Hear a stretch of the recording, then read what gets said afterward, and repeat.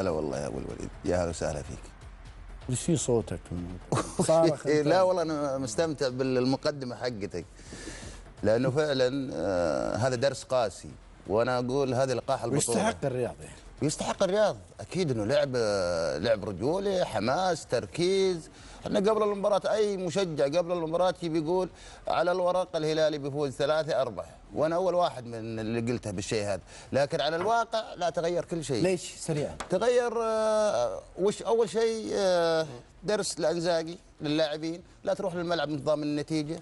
فريق، ودائما اقولها انا، دائما الفرق هذه هي اللي تحرجك، الفرق المنافسه هذه انت 50-50، لكن لا زي مباراه تضيع 3 نقاط بالشكل هذا اليوم، اعتقد ما حد يتقبلها من جماهير الزمالك. نقطتين.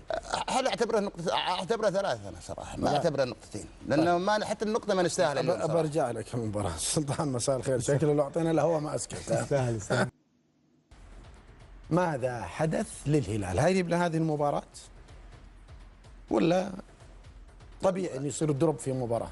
يصير دروب في المباراه، مباراه في الموسم، اي في مباراه في الموسم او مباراتين. صحيح، بس لكن زي المباراه اليوم اعتقد انه انزاقي اول شيء، انت اذا جت عمليه التدوير، احنا كلنا اتفقنا ان عمليه التدوير شيء صحي بالنسبه للفريق، لكن لما عندك يصير كانه افضل لاعب سعودي الان وعندك سالم الدوسري على دكه الاحتياط، المفروض انك تبدا بسالم الدوسري، تشوف سالم الدوسري كم يعطيك دقيقه وكم هذا. غير كذا يا خالد، انه رجعت للاربعه ثم رجعت لهذا، كل شوي تغير 2 رؤوس حربه، انا ما ادري وش الادوار اللي قاعدين يقومون بها رونالدو ونويز، ما ادري انا وش الادوار اللي قاعد تقوم فيها، يعني ما ادري 2 رؤوس حربه، بعرف انا من هو راس الحربه اللي داخل 18 اللي يسجل. هذا اللي يودون الهلال الى وين؟ كيف؟ مهاجمين الهلال هذول هذا زي اليوم يودون يعني. الى وين؟ ما يعني شوف اللعيبه اللي معهم هم اللي راح يودونك لبعيد. هم لا هم ما راح، ما يعني بالشكل هذا ما راح يودونك بعيد، ما راح يودونك بعيد، بس اشوف ان الهلال انه يعتمد على منظومه، ما يعتمد على لاعب ولا لاعبين. ولا كان هذا الشيء الثاني يا خالد، انك لما تبتدي انت ضياع الفرص هذه، ضياع الفرص اول 5 دقائق او 6 دقائق، 3 فرص يا اخي، ايش اللاعبين المحترفين هذول الاجانب اللي قاعدين يضيعون بالشكل هذا؟ يعني معناته انه ما احترموا الرياضه. ما في حارس. كيف ما في؟ انا الحارس له، شوف لي الحارس له 1%، انت فيه فرص محققه، انت لكن استهتارك ولا انت ضامن الهدف او انك تبي تجيب هدف بجماليه، لا. المباريات اللي زي هذه انت تخلصها من الشوط الاول، من اول ربع ساعه. دائما نقول الفرق اللي اقل منك من اول ربع ساعه اذا ما اخذت النتيجه ومسكت زمام المباراه، هذه بتكون صعبه عليك يا خالد. نونز بيكون حلقه اعتقد من اول الموسم الى دخلنا الجوله هذه، الجوله 18. يا رجال ما يدري الباب ما يعرفه. وهذا المشكله، وهذا اللي مختاره هو مدرب الفريق، يعني ما ادري هو يشوف شيء احنا ما نشوفه، وهذه بحد ذاتها مشكله. انت يعني لما فرصه زي هذه، فرص يا خالد ما هي بس بالمباراه هذه، لا هذه شبه الفرصه يعني وين راحت؟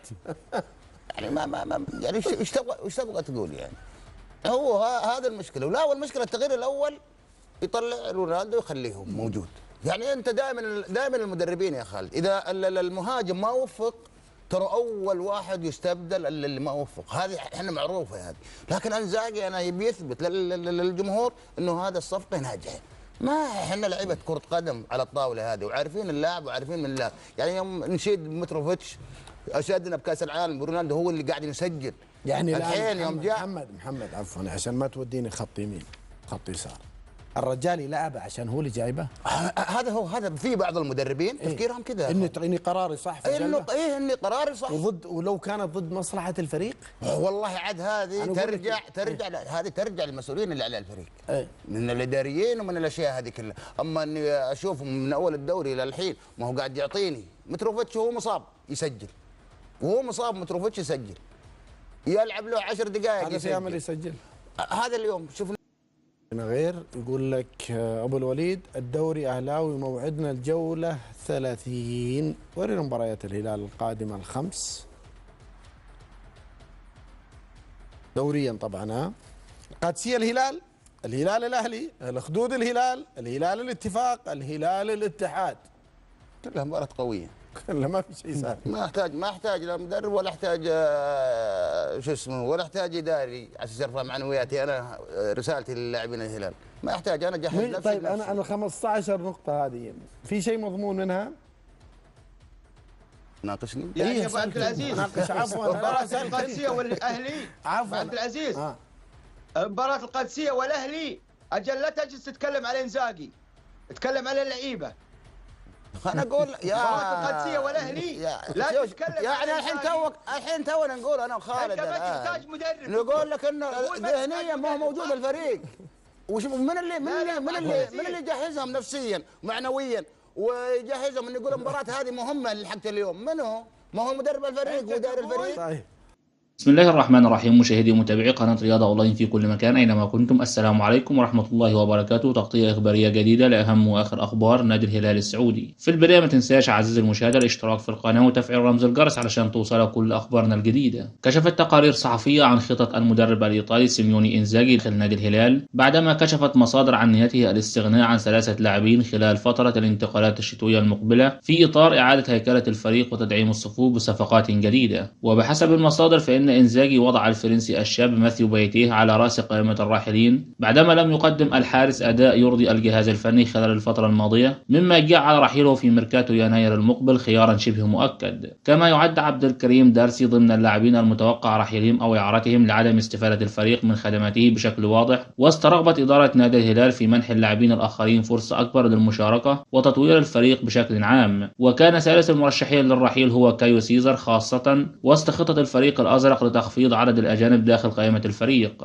وفي سياق آخر بات النجم البرتغالي روبن نيفيز حديث الساعة في الأوساط الرياضية السعودية مع اقتراب نهاية رحلته الناجحة مع نادي الهلال. وتشير التقارير المقربة من اللاعب إلى أنه اتخذ قرارا نهائيا بعدم تجديد تعاقده مع نادي الهلال والذي ينتهي في صيف العام المقبل، مفضلا العودة إلى الملاعب الأوروبية من جديد. وهذه الخطوة تأتي بعد مسيرة حافلة في الدوري السعودي، حيث يسعى اللاعب لخوض تجربة جديدة تعيده إلى واجهة الكرة العالمية، وهو ما يجعله هدفا مطلوبا للعديد من الأندية الكبرى في القارة العجوز، حيث يضع نيفيز العودة للمشاركة في بطولة دوري أبطال أوروبا كأولوية قصوى بالنسبة له. وتؤكد أيضا إلى أن نيفيز يمتلك بالفعل عروضا من عدة أندية عريقة مثل ريال مدريد ومانشستر يونايتد، مما يعزز فرصته في التواجد ضمن البطولة القارية الأهم. كما كشفت بعض المصادر الإعلامية عن صحيفة فوتوماك التركية أن نادي جالاتا التركي استقر على النجم البرتغالي روبن نيفيز لاعب نادي الهلال ليكون هدفا رئيسيا أيضا للتعاقد معه في الشتاء القادم. وأوضحت الصحيفة إلى أن الإدارة التركية حددت الأسبوع القادم موعدا رسميا لبدء المحادثات المباشرة مع اللاعب ووكيل أعماله لبحث إمكانية انتقاله إلى الدوري التركي في خطوة قد تغير موازين القوى في منتصف ملعب الفريق.